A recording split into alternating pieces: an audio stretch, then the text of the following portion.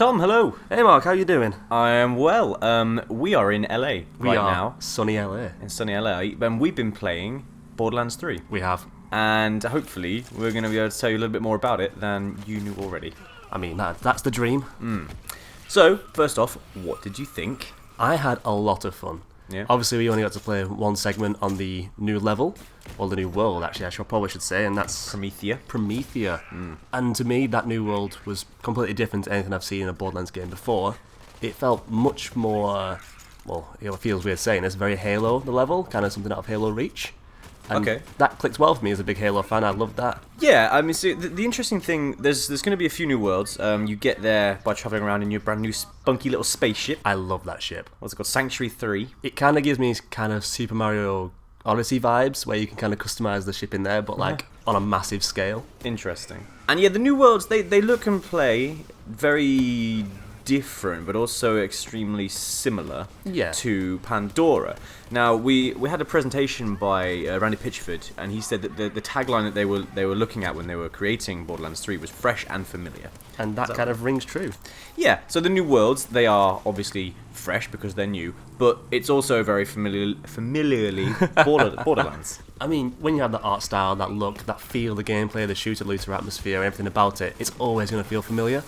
And I'm glad they didn't change too much. Borderlands it's immediately recognizable, and if you took any elements of the core gameplay or the core premise away, it's very not Borderlands. And then you're looking at a game like, Destiny or something. There's no offense to Destiny, but it doesn't have, in my opinion, doesn't have that same personality. No. Speaking of personality, one thing that I loved is that the game is still funny. Yeah, I mean, that's the thing. I imagine everyone watching this video will have seen the presentation now as it was live streamed. Claptrap was hilarious in that opening Claptrap scene. is the best guy. I mean, he's super annoying.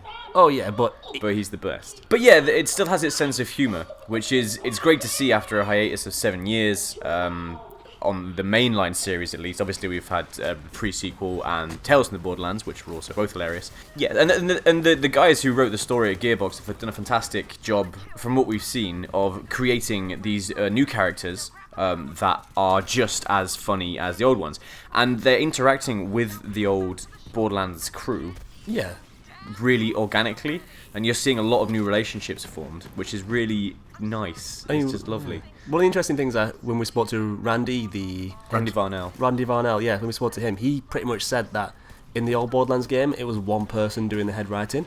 This time they've got a whole team. Yeah, there's a lot of brilliant in-jokes and a lot of puns, which is always nice to see. I loved Heatant and Coolant. That was brilliant. Yeah.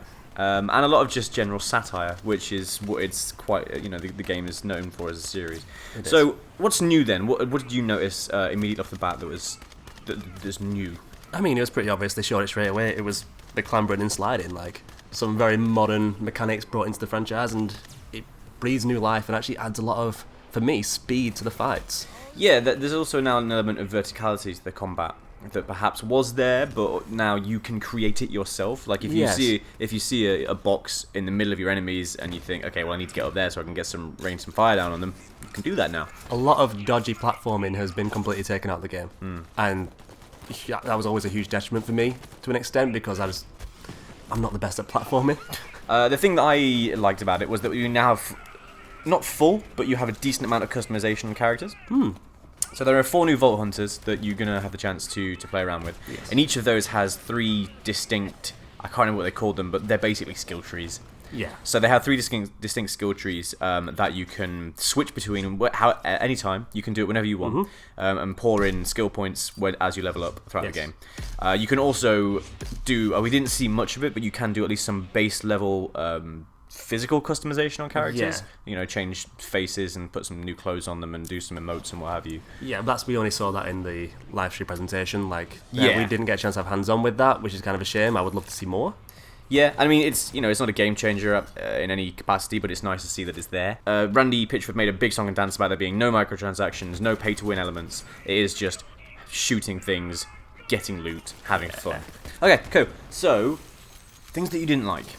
Yeah, so obviously with it being a Borderlands game, it's still kind of fetch questy.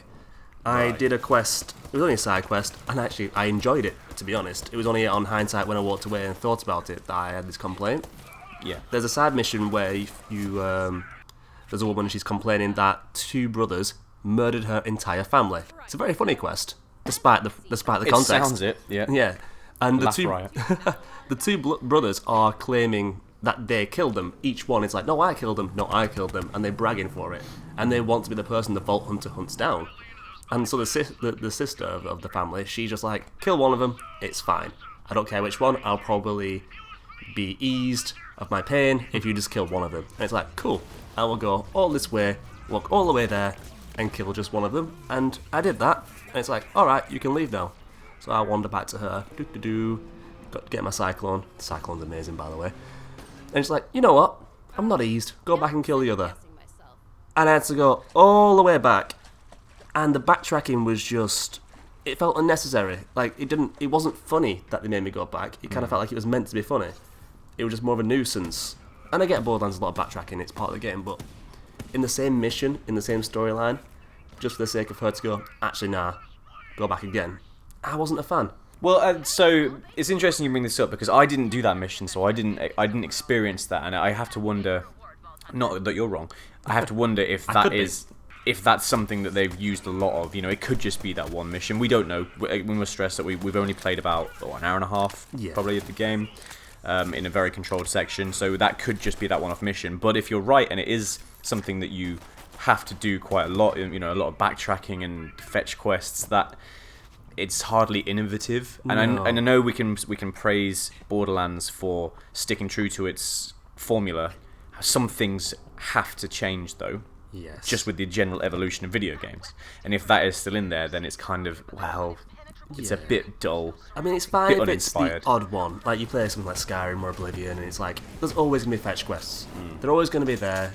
They've got to pad the time somehow. But if this is going to be a constant, and if it's something we're being shown in the press demo, in the influencer demo even, that's streamed to the world, I hope it's not throughout the entire thing. I can see it getting very irritating and monotonous. Yeah. The one thing that I was underwhelmed by, you might say I was whelmed by it. Was it okay? It was okay.